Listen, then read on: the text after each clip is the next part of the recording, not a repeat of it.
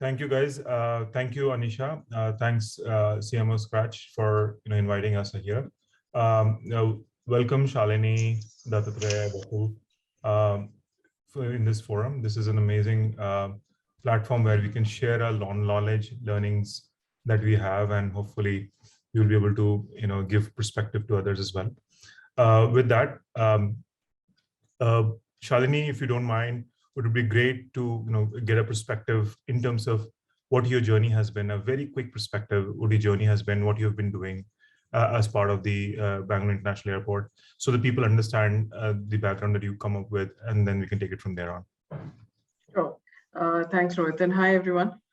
So journey at Bangalore Airport's been interesting because, you'd wonder, what is an airport doing, thinking about ROI and metrics, and what are you actually looking for? So we see ourselves, and I think the journey starts with the fact that we see ourselves as a destination, as a place where you can do a multiple set of things, not just a place that you will travel through. That's the mindset with which I think we do a lot of what we do. So in that context, if you were to break it up, I look at engaging customers. I'm constantly looking at what will keep you engaged and interested in what's happening at the airport, so that the next time you come, when you're actually walking through, what are the things that I've already planted in your mind that you will be enticed to go ahead and look at, engage with, buy, or take a selfie, or do something that keeps the engagement going with the airport. And finally, of course, it does come down to revenue, which is how much on the spot am I able to push you to either look at F&B, we have a very buzzing quad outside the airport, come and spend some time and drink a few beers and stuff like that outside. So how do I get you to treat the airport as a place where you want to spend some time, buy some stuff before you get on the plane? And all our digital, let's say even data-driven ROI efforts are all coming from that perspective. So I'm hoping that helps. Rohit, you're on mute if you were saying something. Yeah, my apologies. Very interesting, because airport, even thinking from a marketing standpoint, is very, very, I would say, very, very true to 2022, right? Where we are thinking, how could we engage our customers upfront and ensure that all the hoardings, all the organizations that are putting in hoarding, they're getting a good ROI out of it, so that they can put more hoardings around it, right? So there's more revenue coming in. So it's a direct impact for the airport revenue, which is great. So thanks a lot, Shalini, for giving that perspective. Dattatreya, why don't you give us a quick perspective in terms of what you do or what the organization is all about, so that people have some background? Yeah, so I'm Dattatreya. I'm sales director in Brightco. So Brightco is a software as a service organization. So we are into video streaming as a broad platform, where we help organization to engage and educate customers as well as internal stakeholders through video, right? So we are into not creating video, we are into delivering video. So predominantly my company helps organizations to build their own channel, own corporate TV experiences. Through that, they can engage and educate with their internal stakeholders as well as the customers, right? The journey so far is very interesting, because we are empowering the large brands to engage and educating with the video. Because this is something a new era of the video is going to pick up very big way in enterprises. The already video consumption is already big way in the market media side, but the adoption of video in enterprises just started in pandemic area, and the importance of the video also is again a huge compared to the any print or text marketing, right? Yeah, very interesting. Yeah, so Dattatreya, I remember at Upgrad we use your services as well in terms of it's and I think in the future is all about video, because the storytelling will be on video, and I'm pretty sure eventually in airports I think in airport also, Shalini, we have video ads playing constantly, right? So video is the new way of engaging customers with the storytelling, right? Absolutely. Yeah, very nice. Vakul, if you don't mind, if you can share what is your journey and what does your organization do? Hi everyone, my name is Vakul. I'm currently heading growth at Licious. Licious is the first D2C meat brand based out of India. D2C is direct to consumer. And prior to this, I was with Grofers, Blinkit now, for the past 7 years, I think. Coincidentally, I think both of them were in news yesterday for very different reasons. Right. But yeah, that has been my journey, right? And prior to Grofers / Blinkit, I was a consultant first with McKinsey, then with the American Express for good 3 to 4 years. Very nice, very nice. So thanks, Vakul, for sharing your background. So guys, what we were thinking was that if you can have common questions that are being thrown at you, and if you guys can use that common question in the context of what you are doing, and share a specific example so that the listeners can actually connect the dots. And these are three different. One is a direct D2C, another is a completely an infrastructure airport, and the other is a B2B player, which is B2B2C. So it's a very interesting perspectives that the listeners could get learnings from. So here's the first question that we're thinking, and it's more to do with data, right? So how is data, specifically big data, plays a significant role in the customer acquisition strategy, right? And does your organization depend on similar technologies? If yes, can you please share a specific example? Shalini, do you think you have an answer / a thought / a perspective around this? So a little bit of a perspective. I think of the three, I might be the most nascent in this territory, simply because we look at it at a broader level just in terms of pass-through. So I have a slight bit of a captive audience. I've not gone beyond that. But having said that, I think we rely a lot from a data perspective on people who are engaging with us, people who are ordering something as they come in. So it's a little bit of a behavior-led data pickup that we do. And our own set of direct market research that we do. So my source of information today really comes into those territories. It doesn't really come in from very sophisticated data in other forms, yet we collect a lot. But what's interesting for us, and I know you have a question for me, what's interesting for us, a lot of that data that you think about goes to the airlines, doesn't go to us, right? So that's a little bit of dichotomy, which is how do we capture? So in fact, one of our biggest probably projects over the next 1 year is about what is the way for us to capture authentic data that we can interact with, create personalization with. So our focus is hyper-personalization on the ground while you're there, while you're coming in. So how do we capture that? So there are various, like for example, our Wi-Fi would be one of the most easiest ways you're logging onto our Wi-Fi. Absolutely. Then all the issues of privacy, taking permission, all of those things as well. We're very sensitive about those areas as well. So we're, I'd say, work in progress in terms of trying to learn what is the most authentic source for us, and in a way that we can utilize it then and there, because our goal is hyper-personalization. Our goal is to engage with you when you're there. Otherwise, we have social media platforms to engage with you and pique your interest any which way. So I'd say those are our two ways, right? That's why I said probably the most nascent. I think the others may be a little more sophisticated on that front. I'd love to hear what they are doing. I'm pretty sure Vakul and Derive is going to come up with very, very sophisticated ideas. But very quick thing, Shalini, since I have been a little interested in these things. So one of the other things you could think of is Google Maps. And when we can talk in length in terms of how the Google map can actually help with the pinpoint locations, and based on what you present to what the mapping could be in terms of your hoarding versus the person's location. So in proximity. So Vakul, who would want to pick up the next? I don't want to point it to anyone specifically, whosoever is ready. Happy to share at least what we are doing, right? And almost every other e-commerce company would be doing that. So there are two parts to growth. One is acquisition, the second is engagement, right? Acquisition is where most of the monies are spent, and it's very costly to acquire a user, right? And hence, it becomes really important to first reach out to the right audience, right? And with the right messaging and the benefit that would make him or her transact with the platform. In our case, it becomes really important, right? Because we are a meat brand. We can't show an ad to someone who does not consume meat in the very first place, right? It's a no-go. So there are very set formats which one can use across different digital platforms, right? So something called a lookalike audience. You already have a transacting base. Right? You upload that transacting base and tell the platform that I want to reach out to audiences who are similar to these audiences in terms of what they consume, be it food items or be it the media consumption patterns, right? If I am a sports person, then I want to reach out to a sports person as well who eats non-veg. So that is vastly used across different platforms, be it Google, Facebook, or other DV360 platforms.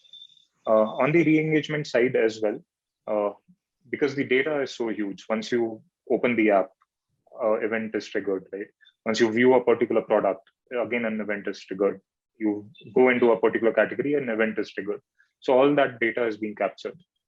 Now I usually get to know, as in we get to know, at what point in time did the customer drop off, right? He or she viewed a particular product and then never went ahead with the journey. So you can use that information to make custom and on-demand, very dynamic user journeys, right? Communicate at that point in time saying, okay, we saw that you were interested in this product. There's a 5% off on this product if you want to buy it right away. So all of that mining is not possible to do manually. And hence you need to rely on systems. We can dynamically create those flows and also are intelligent enough to shoot out a messaging which is relevant at that point in time for that particular user. So these are the use cases, multiple use cases. You can think of what all drop points one can imagine. And hence every drop point will have a journey mapped to that particular use case. Yeah. No, it makes sense. In terms of, since you have the transactional data in place, you could use that as your learning cohort and share that with the Google and the Facebook platforms for them to be able to find similar profiles to you so that your transaction accuracy or efficacy is much higher. Yeah? Yes. Absolutely makes sense. Dattatreya, do you have a thought on this? Yeah, so we work with e-commerce retailers and manufacturing brand, or you can say BFSI brand, who create video content for their customers to enable or engage within their customer buying cycles, right? So what they do is with their videos, so at any point of time, if someone watching the video, they can trigger the call to actions, right? Or they can trigger the lead forms so that they can capture the data, right? So in this case, for example, a car brand who offers the test drive, right? When someone watches the 60% of the video, or let's say SaaS company will approach that or prospect if they watch 50% of the video, right? Or let's say a consumer goods brand, they know that if they will engage with the customer through video in the whichever form, it's a live commerce or the word form, their conversions are going to happen, right? Or a BFSI brand today, if they have to acquire the customer, they use video marketing in the place where they send the link of the video and someone watches that particular video and they will capture, they can create the analytics of, okay, if someone is watches 50% of video or 30% video, then they can approach their customer service team, approach that particular customer to acquire that. If they are already existing customer, they create a beautiful customer experiences through video, right? So that they can retain that particular customer. Makes sense. So video in terms of length of viewing helps you evaluate how engaged the customer is. Based on that, you can build a consumer journey and say where does a consumer stand in terms of the transactional funnel of sorts. Yeah, that makes a lot of sense. I have another question coming in. As an organization, have you identified the approach to work through the data for marketing which gives you the highest efficacy per paid customer conversion? I think Vakul, you kind of gave that perspective. Is there a recommendation that you have for the forum to learn from? So I think the intent of this question is to ensure that we as leaders have definitely made our fair share of mistakes. So the intent is, while there are certain standards that we follow through anyways, but if there are certain things that we have followed, it did not work out because of blah, can you share that as a perspective? Yeah, so my learnings would majorly be relevant for e-commerce and D2C brands or internet companies, right? The one basic learning is, before you even start all your efforts on any of the digital mediums, get your events sorted. First, try to gauge what all events you would want to capture.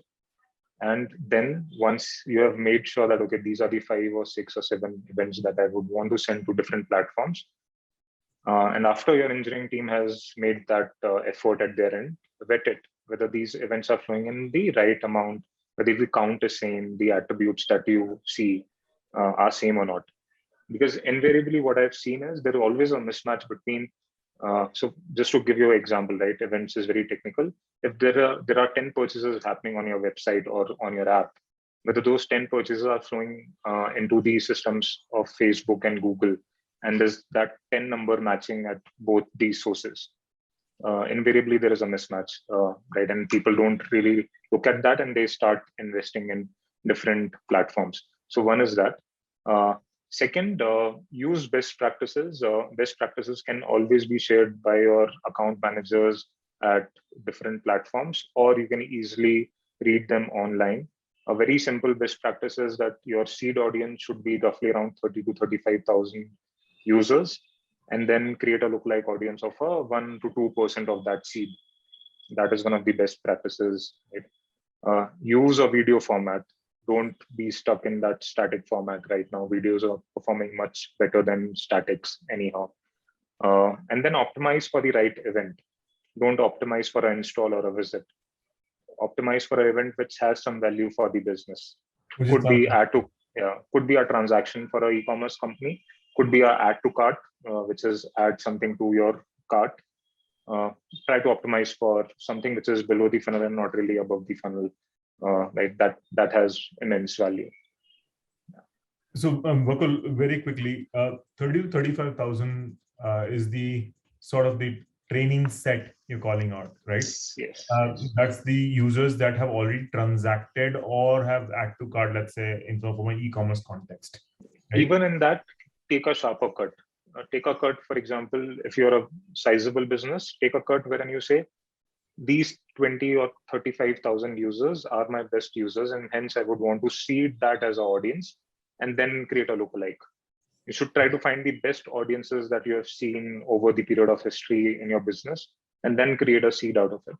Very nice. Now, why 1 to 2% in terms of the lookalike that you creation? Why would you not do it at 20%, 30%? It depends on the skills. So, see, the algorithm is if you are creating a lookalike audience of a 1%, it essentially means that the accuracy is out of the entire pool available, say out of whatever 240 million people available, it'll create a 1% lookalike basis your seed audience, and hence the accuracy or the likelihood would be much higher. As long as you move to a 5%, the accuracy of lookalike would reduce. And as you move to a 15%, the accuracy will be all over the place. So depending on what scale you need, you create different campaigns. 1% is a very different campaign. Exclude 1% from 5%, then create a different campaign.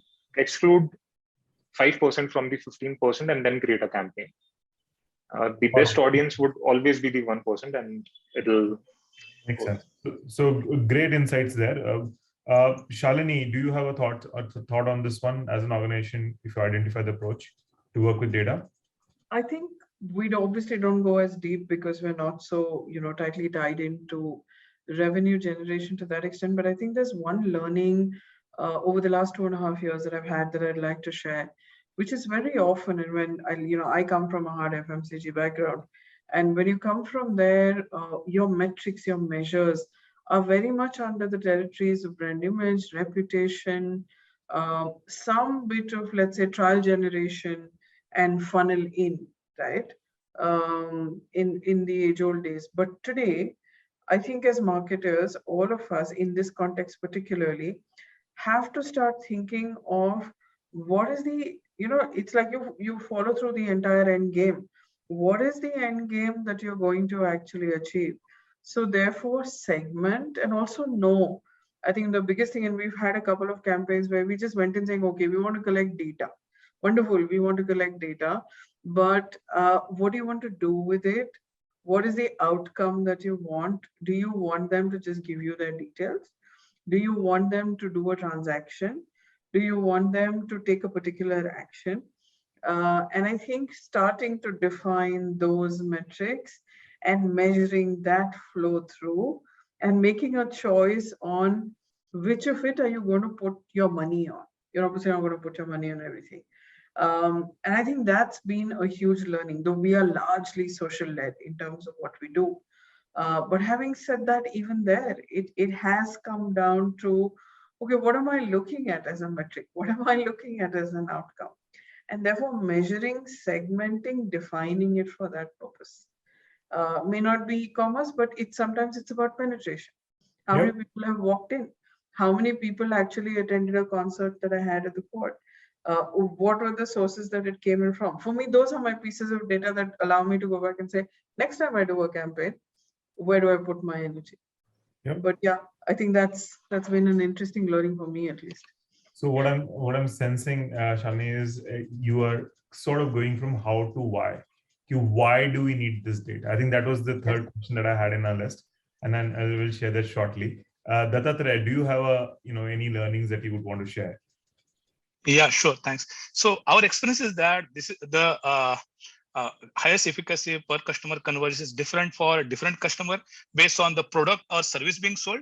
So let's say, for example, the fashion brand or beauty products with live commerce paired with a time discount, right, can give a 10x or 100x returns, right? But that too only happen if they have a small set of SKUs, not for, we can say 10,000 or 20,000 SKUs, right? So, or let's say if you talk about, and for a software-based organization, right, the return or convergence may not happen in one cycle or two cycles, right? Because the consumer journey or buying cycle will be long. In that case, organization, or those particular organizations can more focus on customer-centric approach, create a self-centered or self-service portals for the customers so that they can be satisfied, which ultimately leads to the convergence and sales, because they are into different we can say vertical together compared to the retails, right? So the key is to understand customer buying process, measure the success, and tweak your analytics and improve conversions on it. So the final is not easy path for the success. No, I agree. Hey, Shalini, I'm going to probe you a little bit. See if this makes sense. This is more towards the same point that you're trying to drive home, which is, should we as modern day organizations shift our focus from how to why while analyzing data sets to make a real impact in marketing strategies? If yes, how do you recommend the same? Any examples? I think exactly to what you just shared, like you did, instead of just gathering data, you wanted to focus on where is this customer coming from? When should I do, which are the channels that I should focus on going forward? Because these specific channels have given me results and these channels have not given me results. But now question, Shalini, on that is, are you able to capture a person who is actually standing in front or standing in a concert in an airport? Like, have you been able to break that in terms of, have you been able to crack that? So the very straightforward and simple answer for you is no, not yet. Okay. But I'd say that's a vision that we're working towards, saying if a retail outlet or a store, let's say, whether in a mall, whether outside, why can't you apply the e-commerce or those models there to say, when I am there, you are geotagged, to your point. I know from Google or something else that you're actually there at that point. I have the ability to pick you up. And I give you the offer and I nudge you then and there. That's the point we'd like to go to. There is no way we've gone anywhere close to that. That's a great vision. That's a great vision, Shalini. I think that's where we as marketeers have to head towards, because I think that is where the real efficacy comes into play. The efficacy game starts playing there. Yeah. But I'd say today we are experimenting. And we're experimenting with interesting data because we're an airport. We do have heat mapping because we are, let's say, pretty tech oriented as an airport. So we have a queue management system. We are able to tell people when they come in, which queue you should stand in, how much time it will take, etc. We have boards outside that allow us to do all those things. And I think our endeavor is, how do we put it all under one platform so that you're also able to utilize the data, saying, hey, if this queue has a 15-minute waiting time, is there something that you can tell them that, you know what, do you want to order something right now? so that you get it by the time you've cleared check-in and gone into the security holiday. That's like the ultimate dream that we all have. So we have pieces of technology. We have the whole social and marketing piece. So I think our endeavor right now is there a platform that can marry all of them through? And so that's why we are experimenting with it to see what we can do. Nice, very nice. Now this is very, very helpful, and very happy to hear that this is where our infrastructure-led organizations like Bangalore Airport, which is now really thinking on those lines, because this is something which is a deja vu if you think, because if you've traveled outside, these things do happen as much. Absolutely. And here in India, it's happening, and starting with Bangalore, nothing better than that. So good to know that, Shalini. Thanks a lot for sharing that. So Vakul, Dattatreya, do you guys have any perspective in terms of how to why? I think Vakul, you also touched upon it in terms of sharing that we want to, make sure that our metrics are aligned. We know we have identified the metrics well, which is the why part, right? But tell me something that in terms of, do you have recommendations in terms of what specific metric or any example that you want to talk about that you think are very, very relevant for a business like yours? So in terms of, just to get the question right, you're asking about matrices which are important for our business. Yeah, no, so the question is, should a modern organization start focusing on the how versus why, or should why versus how? What should they focus on? In terms of, should we take, like Shalini mentioned, right? Let's take all the data versus no, we only want these data because this data is going to help me. That's for us, it usually starts with the problem, right? For example, availability is one problem area, right? Whether the item is available when the consumer opens the app or a website. Okay. Right? Potential problem, right? Now, whether it is a significant problem for us to solve or not, that can be answered via data. So how do we measure availability, live availability, whenever a person opens the app? That becomes a data instrumentation exercise. Similarly, the basic funnel that everyone follows in e-commerce is how many people are launching the app, how many people are adding to cart, how many people are proceeding and paying a payment and finally placing an order. Right? Now, do you measure that funnel on a real-time basis? Because that is when you say that, okay, something is off. Traffic has risen all of a sudden, don't know what the reason is. Or the app is not working and hence add to cart would be drastically down. So these are few things that we instrument. Once we know that, okay, these are the things which are important for business to track on a daily basis, right? What do the complaints look like? Can we track complaints on a daily basis? And what percentage of it is because of our doing and what percentage of it is because the customer never wanted the order out for whatever reason. So these are the things that we instrument, and potential problem areas are something wherein we need real-time data to figure out whether it's a significant problem for us to solve or not. Again, a very specific example I'll give you. So there is something called an express delivery, which is if you order now, you'll get it in next 60 minutes or 30 minutes, right? Now, how do you measure whether the express availability or express delivery slot was available to a user or not when he or she was placing or trying to place an order? So that becomes a data instrumentation exercise, which will tell us whether it is a 30% or a 50% or a 100%, which is every user gets an express delivery or only 3 out of 10 users get an express delivery slot. This is a direct input to our last mile team saying, guys, you need to buckle up because only 3 out of 10 people are seeing an express delivery. You're not doing justice to the claim that we are making on the brand side. Very interesting. Very interesting. Dattatreya, do you have a thought process in this? Yeah, if you are referring to the stages of customer buying cycle, then we should obsess with why, right? Because according to me, there are 4 stages of customer buying cycle. Should be one is consideration phase. Second phase will be a familiarity. Third will be a awareness of that particular brand or product service. And final will be a purchase, which again, once you purchase, then there will be a loyalty comes into the picture, right? So we need to focus why client will buy that particular products or service, because sales is all about understanding, removing the customer doubts. We more and more, if you resolve customer queries before buying the product, right, it will help you to understand why the customer convert, why they need, why they come back, why again, because when they come back, it will be again a loyalty or retention, right?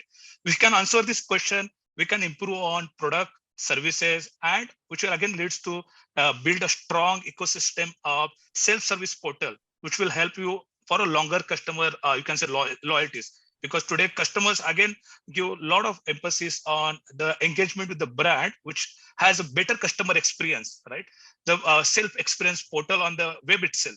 Today, if you see an airport, because Shalini was taken, so there are a lot of, you can say, announcement or rules to be followed. If those rules are announcement about airport, Bangalore International Airport, it will be there in the form of video, right? So one can easily understand what is exactly there, because video touch compared to any other brand, a much bigger way, right? So again, another example I could give that, let's say AWS or Myntra. If you are buying any of the product on Myntra and buying, right? Earlier, there a picture used to be there, but now there are videos. So what they have done is they have resolved all the queries, because let's say, Rohit, you want to buy a trouser over there. What you will see that whether that how it I look that well I wear that particular trouser or shirt, right? The 360-degree video will help to clarify all the doubts before you buy that particular product, right? So this marketer has to understand and we can say invest time and energy to be in that all the 4 cycle of the customer buying, so that it will be a consideration, awareness, or post-sale support, so that it will ultimately lead to customer retention and loyalty.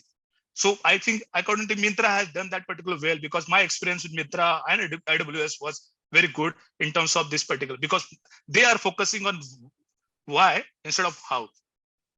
Yeah, no, makes a lot of sense. Now, this is a very good conclusion of all what that you're saying in a very structured manner. Thanks, Datta, for sharing that. So there's another interesting question that came in, which is, how do you map bridging customer data, operational data, financial data?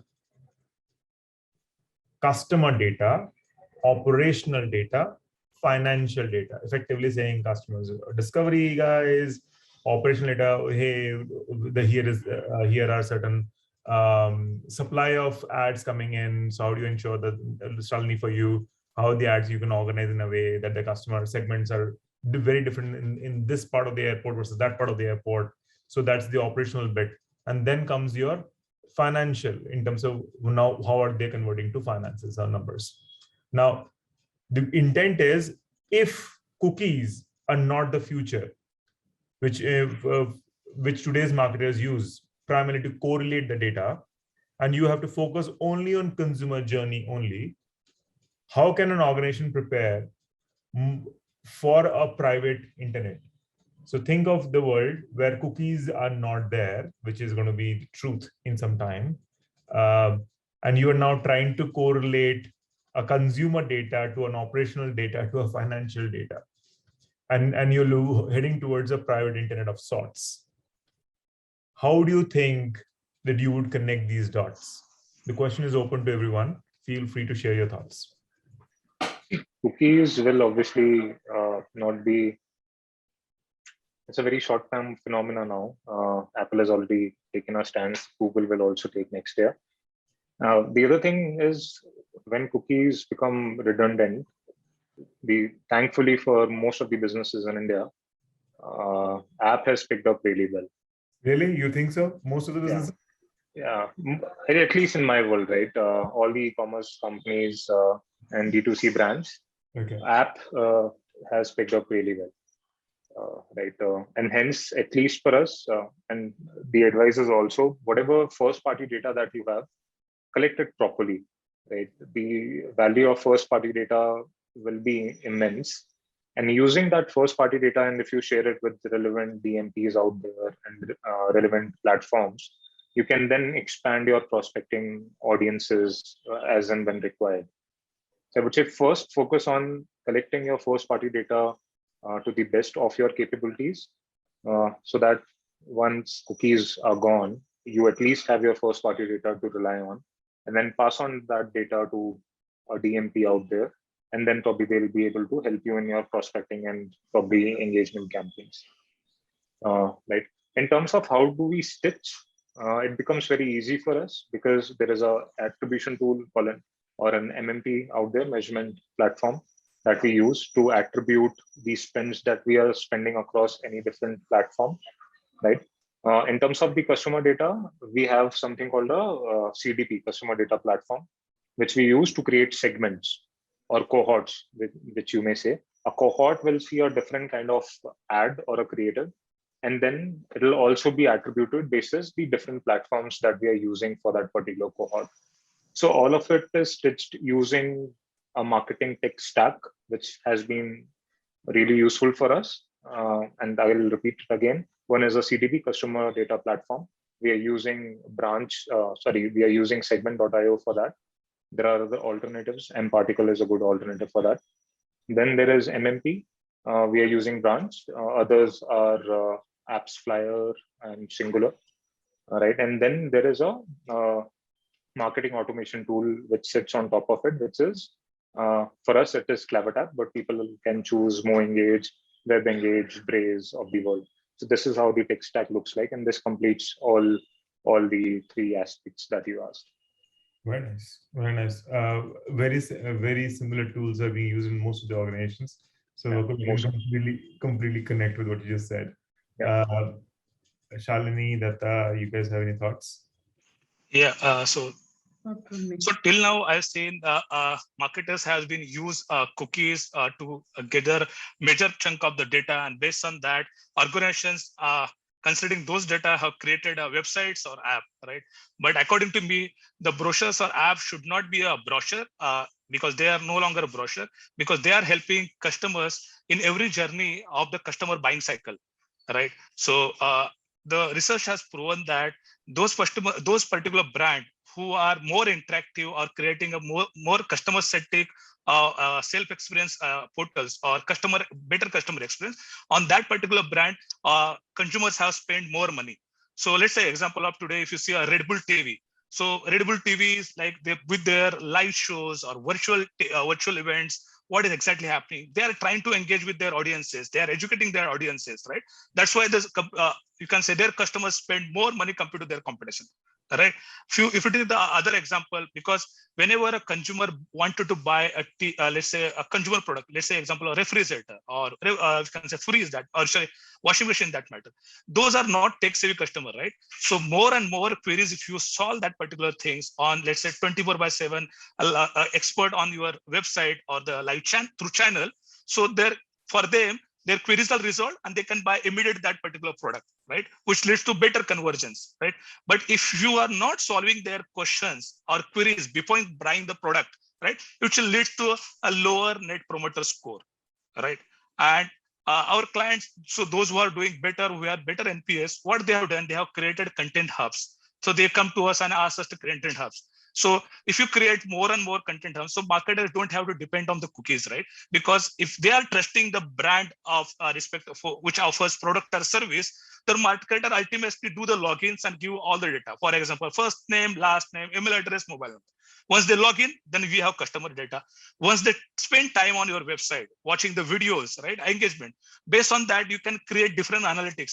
So if there is a financial website, so if there are different products, for example, SIP, mutual fund, loans, if guys are spending more time on, let's say, mutual fund, how much time he spent, or versus the, let's say, on the trading platform, or versus the housing loan, you can say videos, right? Based on that, they can create or run the campaign. And you can exactly get the analytics through the platform saying that, okay, so this is the analytics that how your marketing campaigns went out, because marketers have a lot of pressure for the ROI. If they run any of the marketing campaigns, require a lot of money, right? And they are responsible or they're answerable to their management. What is the ROI of this particular part? But currently, my experience, most of the marketing guys is relying on the digital marketing agency for that. They don't have the direct answer for the where the data is coming, what exactly, who has accessed that particular data, from where, for which location, right? If this kind of data and analytics you are getting from the financial point of view and the operational point of view, then we have like answer how your campaign is going, and all these three leads to improving your performance and reduce the cost. Awesome. This is great insights, Datta. By the way, Vakul has no pressure. You can see his face, no pressure at all. He's without a pressure. He's just working on things. See? So you're saying marketing guys have a lot of pressure? I don't see any pressure on him. So the pressure is not there right now because of the news that you saw yesterday, wherein we raised. But I think sooner or later, the pressure right will after be this on me. call, you're going to get a call. So don't Yeah. worry. Yeah. Good to know that. Okay, guys, there are a lot of questions coming in. I'm going to pick up a few questions from the audience, and then again, go back to our question. So one of the questions came in. Harinath M asked, "How much information is too much of info? We can't keep reaching out to customers for info. So, do we need to be sure of what we want to know? Are the customers what we want to know about the customer to impact retention and LTV?" I think broadly what Harinath wants to ask is how much of information is good enough, and can we just, because we can't keep reaching out to customers. So it's an open question, guys. Feel free to respond. I think Bakul, you kind of gave a perspective earlier, saying be sure this is what you would want in terms of events. So events, if you want to roll up and say, okay, these are the data points that I need, which is information I need, and this information can be captured by these events. So then that effectively answers that. But I think there's another element to it, Bakul.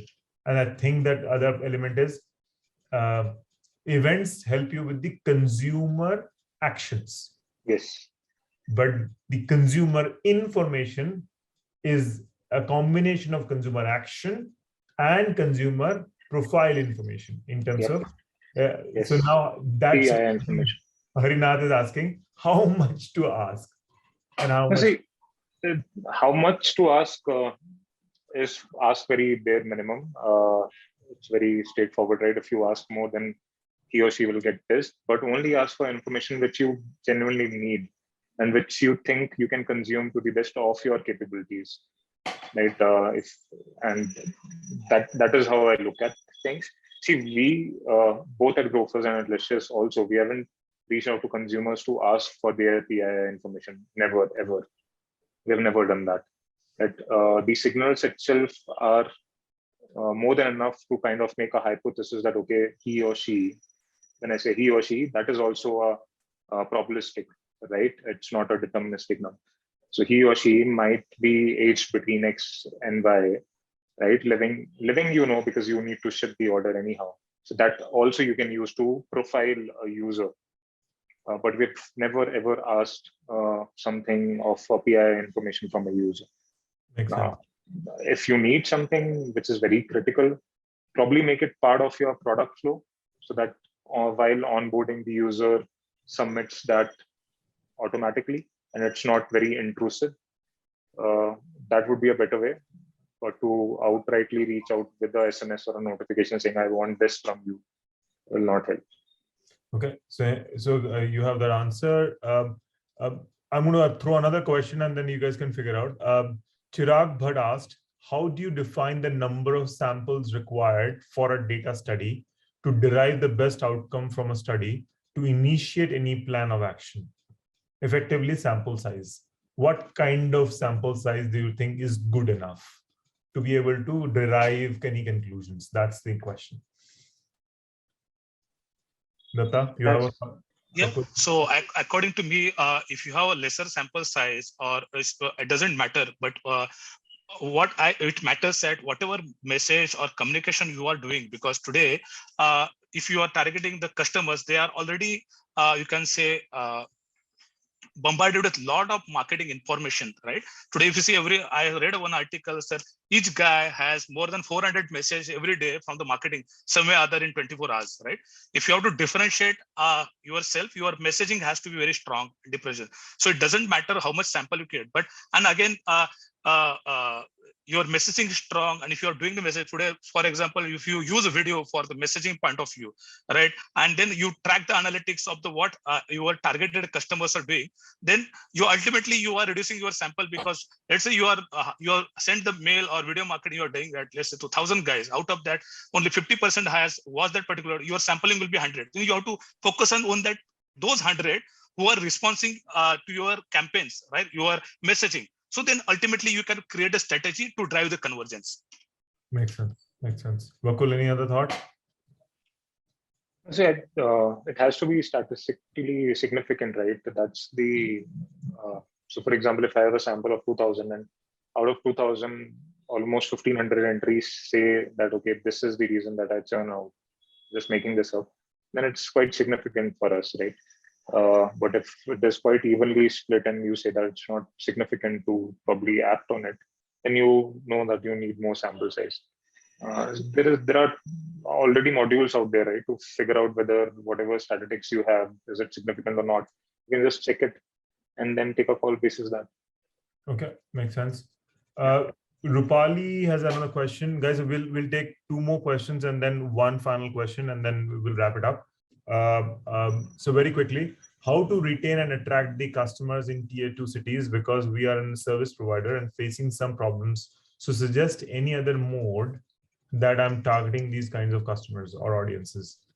Effectively, how to retain and attract customers in tier 2 cities. I think there is a fundamental doubt here that I have. See, retention is majorly retention is directly correlated with the service that you provide. Yes. Genuinely across any B2C business or even in a B2B business, right? And when you say retention is poor, then probably you need to go back to see whether you have a good product market fit or not. Whether the parameters that you are providing or the benefits that you are providing to a user or to a set of users, are they meaningful or not? Right. And if they are not meaningful, then obviously you have that problem in respect of whether it's a tier 1 city or a tier 2 city, whether the requirement of tier 2 city users are different than a tier 1 city basis the service that you are providing. That is the fundamental question that you need to ask, and then probably look for medium that will help you in retention. At least that is my submission. So please look at what product market fit you are sitting at to the audience that you're targeting to in tier 2 before looking for different mediums. I don't think a medium will be able to solve that problem. Okay, makes sense. So effectively for retention, it's a post-transactional flow. So we should be able to ensure that after post-transaction, the delivery of the service is good enough, nice enough, enticing enough for people to come back and leverage the service again. Not really post-transaction as well. So I'll give you our example, Licious, right? Licious is a product company wherein we make our own product. Then we are a platform company wherein you come and transact. And then we are a delivery company as well, because we also deliver the product. But so what is a platform company? If you as an organization, you have a storefront. Platform, platform, I mean, a user will come on to the platform and then transact on the platform. And hence the experience on the platform also needs to be top-notch, right? The product quality needs to be top-notch because we are manufacturing the product itself. The price also needs to be speaking to the right audience. Okay. And the delivery experience should also be top-notch. If everything is sorted, then only the retention would be better. Even if one of the parameters is off, if the pricing is off, if the product is of low quality, if the platform itself is very buggy and there are drop-offs happening, or the delivery experience is not good, then retention will always be a problem, right? And no other medium will be able to solve it. Okay, makes sense. So effectively what you're saying is consumer experience, delivery experience, and pricing. These are three elements you're talking about. E-commerce also talks about selection, which is what you're talking about. Assortment. Assortment or product. So effectively, if you think about those are four broader aspects that you are saying, as long as those four are in place, there's no reason for people to not come in. Okay. Dattatre, you have any thoughts? Yeah, so as I communicated earlier, so there are 4 phases of cycle, right? So they fall into the, let's say already they have purchased and their issue of loyalty, right?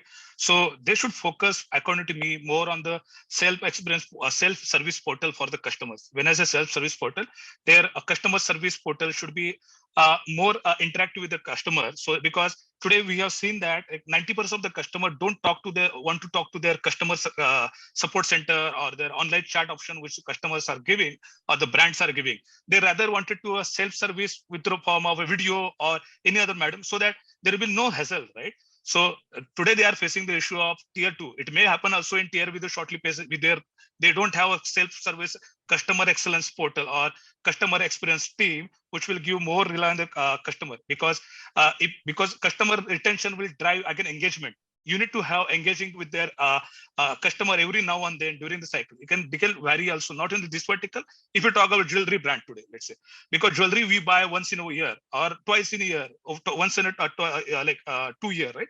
If you have to engage more and talk more about the offering, then better a customer-centric approach, the customer will be always engaged with you. They will started trusting on your brand, and then will start following on these all 4 stages of cycle. So this will drive the conversion, not only tier 2, it will also drive in tier 3, tier 4 as well. So that's what I mean. Makes sense. Last question, very quickly. Let's wrap it up in next 1 to 2 minutes.